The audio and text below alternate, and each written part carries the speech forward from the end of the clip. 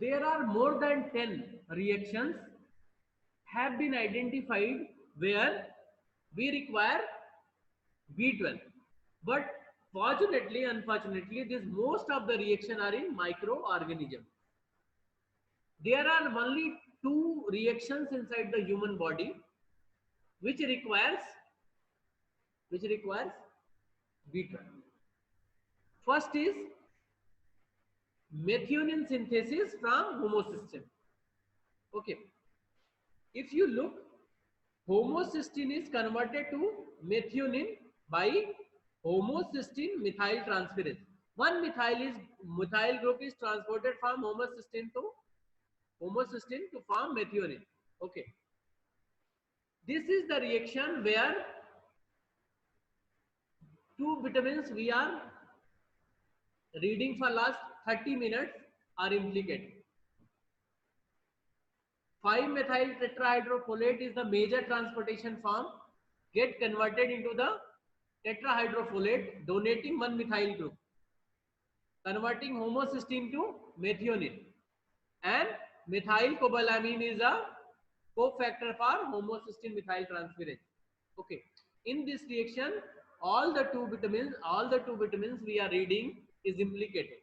Okay, the second reaction is, okay, something is methyl malonyl coenzyme A. It, if you read in biochemistry, you are going to get this is the intermediary in odd chain fatty acid metabolism, amino acids, some of the amino acid like valine,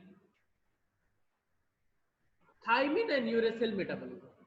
They are going to generate methyl malonyl coenzyme A. This methyl malonyl coenzyme A going to isomerize in succinyl coenzyme A with the help of methyl malonyl coenzyme A mutase enzyme. Okay, mutase is group of enzymes which are implicated in isomerization reactions. Okay, so this is going to isomerize in succinyl coenzyme A, and this is this reaction requiring the ador form of B12. Okay. In the very introductory point, we have discussed this methyl malonyl coenzyme mutase is going to require the ador form of B12, while methylcobalamin was one of the other major forms. Apart from that, hydroxo was a very minor form and derivative of these two major forms of B12. Okay. So, tell me what will happen if methylcobalamin means B12 is deficient. There is not going to conversion of homocysteine to methionine. So methionine will decrease, but homocysteine will increase. So there occur the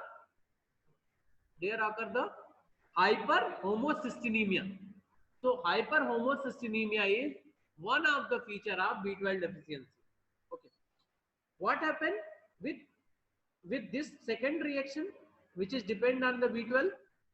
This methyl malonyl coenzyme will not get converted into succinyl coenzyme. So this methyl malonyl coenzyme will get converted into methyl malonic acid. No. So it will lead to the secretion of this. So methyl malonylurea हो जाएगा. Okay.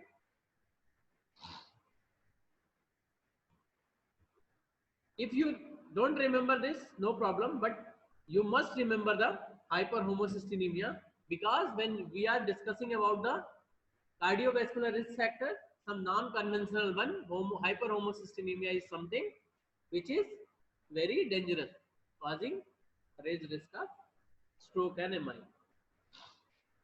Now, what about the folic acid? Folic acid is B12 is required for just two reactions. Apart from in these two reactions also, one reaction is also attributed to B12 along with also attributed to folic acid along with the B12. Folic acid is a very much implicated in so many reactions. More than 100 reactions are dependent on folic acid, because folic acid is implicated in the single carbon metabolism. Means single, or like in methyl there is one carbon. In aldehyde group, but I don't think how many of you remembering the simple chemistry. CHO is something aldehyde group, contain just one carbon. This single carbon metabolism is a major thing of folate, and this folate acts as a receiver. Okay, so to summarize this single carbon metabolism, this is a diagram from this Anant Narayan, Satyanarayan. Okay. Okay. Look, there are some amino acid like glycine, serine, histidine. One carbon moiety is donated, then this one carbon moiety is accepted in the synthesis of various things like some of the amino acids, some of the purine, some pyrimidine and choline. Harrison gives a comprehensive chart of reactions which depend upon the transfer of single carbon unit. There is one reaction is generation of 10-formyl tetrahydrofolate. Okay. It is implicated in purine synthesis. Purine and pyrimidine are integral part of DNA and RNA. So DNA and RNA synthesis is something going to happen, going to